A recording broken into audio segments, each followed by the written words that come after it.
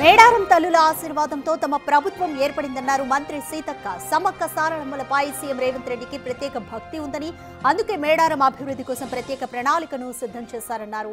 ప్రజాపాలనలో జరుగుతున్న అభివృద్ధి పనులపై రాజకీయాలు మాని ప్రతిపక్షాలు సహకరించాలంటున్న మంత్రి సీతక్కతో మా ప్రతినిధి వేణు ఫేస్ టు ఫేస్.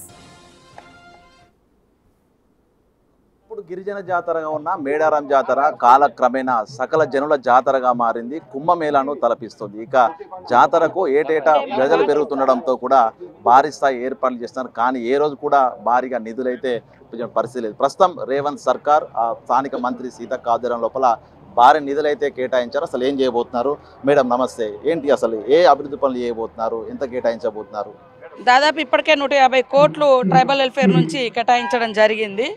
ఇంకా ఈ గుడికి సపరేట్గా మరి ఎంత అయితే అంత చేయాలని ముఖ్యమంత్రి గారు ఉన్నారు. గుడి సాలారం అంటాం, చుట్టూ గోడలు అవన్నీ కూడా ఆదివాసీల జీవనాన్ని ప్రతిబింబించే విధంగా, సమ్మక్క సారలమ్మ జీవనాన్ని ప్రతిబింబించే విధంగా మా ఆచారాలు, మా గొట్టు గోత్రాలు ఇవన్నీ కూడా Sammakka gate, Saralamma gate, Pagididdaraju gate, Govindaraju gate ఇలాంటివన్నీ కూడా నిర్మించి మా గొట్టు గోత్రాలు ఇవన్నీ కూడా ప్రతిబింబించే విధంగా పూజారులు, మా సంఘాల పిల్లలు, రీసెర్చ్ చేసిన పిల్లలు అందరు కలగలిసి దాదాపుగా మేము ఈ ప్రక్రియ మొదలుపెట్టి 3 నెలలు అవుతుంది. ఇప్పుడు ఈరోజు ముఖ్యమంత్రి చేతుల మీదుగా అటు ఎదురుగా సిల్కలగుట్ట, ఇటు వెనుక సమ్మక్క సారలమ్మ, గోవిందరాజు, పగడిద్దరాజు గద్దెలు పబ్లిక్ మధ్యన పూజారులతో కలిసి మాస్టర్ ప్లాన్ పబ్లిక్ ముందు ఓపెన్ చేయబోతున్నారు. ప్రభుత్వ హయాం లోపల జాతరకు వచ్చే ఇబ్బందులు పడ్డారు, లక్షల మంది వచ్చేవారు. సో ఈసారి మీరు కూడా స్థానిక ఆదివాసీ బిడ్డగా మీ చేతుల మీద అభివృద్ధి జరుగుతుంది. సో ఏం చెప్తారు ప్రజలకి ఈ మార్పులకు సంబంధించి? అదే అంటే పెరుగుతున్న జనాభాకు అనుగుణంగా, విశ్వాసానికి అనుగుణంగా ఒకప్పుడు తక్కువ మంది వచ్చేది, ఇప్పుడు రోజు రోజు జనాలు పెరుగుతూ ఉన్నారు. ఒకప్పుడు కంక బొంగులతోటే చుట్టూ ఉండేది, కానీ ఇప్పుడు క్యూ లైన్లలో ఇనుప అవి పెట్టినా కూడా అవి ఉండే పరిస్థితి కనబడడం. సో వాటికి అనుగుణంగా తర్వాత సాలారం చుట్టూ గోడలు కూడా మా లైఫ్ స్టైల్ అదంతా అంటే ఆదివాసీ జీవితాలు, ఆదివాసీ గొట్టు గోత్రాలు అవన్నీ కూడా ప్రతిబింబించే విధంగా సమ్మక్క సారలమ్మ మీద జనం భక్తి ఎట్లయితుందో దాన్ని కాపాడే విధంగా పూజార్ల పూజా కార్యక్రమాలని కాపాడే విధంగా చేయబోతుంది. మీరు మంత్రి అయిన తర్వాతే మహర్దశ రాబోతుంది. సో ఎట్లా ఫీల్ అవుతున్నారు ఇక్కడ బిడ్డగా? నేను 20 ఏళ్ల కింద 2004లో పాలిటిక్స్లోకి వచ్చిన సాధారణ భక్తురాలుగా నా పుట్టెంటుకల నుంచి ఇక్కడికే వస్తున్నాము. సో నాకు చాలా సంతోషం. మాకు ఒక అవకాశం రావాలనే నేను ఎప్పుడు సమ్మక్క సారలమ్మను మొక్కుకున్నా. మాకు ఒక్కసారి జాతరను అధికారికంగా నిర్వహించే అవకాశం ఇవ్వు తల్లి అని మొక్కుకున్నా. ఆ మొక్కు మేమిద్దరం కూడా ఆ రోజు సీఎం గారు నేను ఫిబ్రవరి 6వ తారీఖు నాడు ఇక్కడి నుంచే వారు పాదయాత్ర కూడా చేయడం జరిగింది. సమ్మక్క సారలమ్మ ఆదివాసీ బిడ్డలుగా, ఆదివాసీ ఇలవేల్పులుగా ఉన్నప్పటికీ సకల జనుల దైవాలుగా ఇక్కడ వారు కొంగు బంగారంలా కోరికలు తీరుస్తున్నారు. కాబట్టి డే బై డే జనాలు వస్తున్నారు, రాష్ట్రాలు దాటి ప్రాంతాలు దాటి వస్తున్నారు. నేను ఒకటే మొక్కుకున్న, ఒక్క అవకాశం నాకు రావాలి సమ్మక్క సారలమ్మ దగ్గర అని. కానీ నేను మా అధ్యక్షుడు పిసిసి అధ్యక్షుడిగా సీఎం గారు నేను అక్క ఇక్కడ నుంచి పాదయాత్ర చేస్తా అన్నప్పుడు నాకు కూడా చాలా భయమైంది. సెంటిమెంట్ కదా అని చాలా భయమైంది. కానీ సకల జనులు సమ్మక్క సారలమ్మ దగ్గరికి వస్తున్నారు.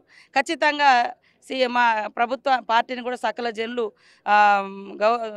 గౌరవిస్తారు, నమ్మి ఖచ్చితంగా మాకు అవకాశం ఇస్తారు అని నేను కూడా విశ్వాసంతో పాదయాత్రకు ఇక్కడ నుంచి మేము నడవడం జరిగింది. అంతిమంగా నెక్స్ట్ ఇయర్ వరకు మా గవర్నమెంట్ వచ్చింది. అది అప్పుడు రాహుల్ గాంధీ యాత్ర కూడా, విజయ్ యాత్ర కూడా ములుగు నియోజకవర్గం నుంచే రామప్ప నుంచి స్టార్ట్ చేసినాం. అప్పుడు కూడా టెన్షన్ పడ్డాం. అనేక రకాల కుట్రలు, నన్ను ఓడియడానికి చాలా కుట్రలు కూడా చేశారు.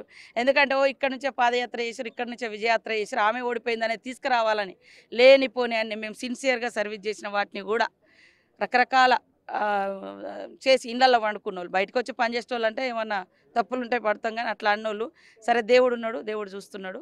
నేను ఒక బిడ్డగా, ఆ దేవుడి బిడ్డగా, నా బాధ్యతగా మేము మా సీఎం గారు వారు ఒప్పుకున్నారు. ఇక్కడ మా కొండ సురేఖ గారు, మా ప్రజాప్రతినిధులు, మా మంత్రులు అందరి సహకారంతో అద్భుతంగా చేయాలని కంకణ బద్దులమే పనిచేస్తున్నాం. దయచేసి రాజకీయాలకు అతీతంగా ఈ ప్రాంతంలో వెలిసినటువంటి గొప్ప దేవాలయం, మనకు ఇంతమంది వచ్చేటువంటి ప్రాంతం తెలంగాణ ప్రాంతం, ఏషియాలోనే బిగ్గెస్ట్ ఆదివాసీ ఫెస్టివల్ జాతర. దీంట్లో అందరూ ఏమైనా సూచనలు ఉంటే పూజారులకు చేయండి, అధికారులకు చేయండి, మా దాకా రాకుంటే మేము స్వీకరిస్తాం. కానీ మంచి కార్యక్రమాన్ని అడ్డుకుంటే దేవుడే చూసుకుంటాం.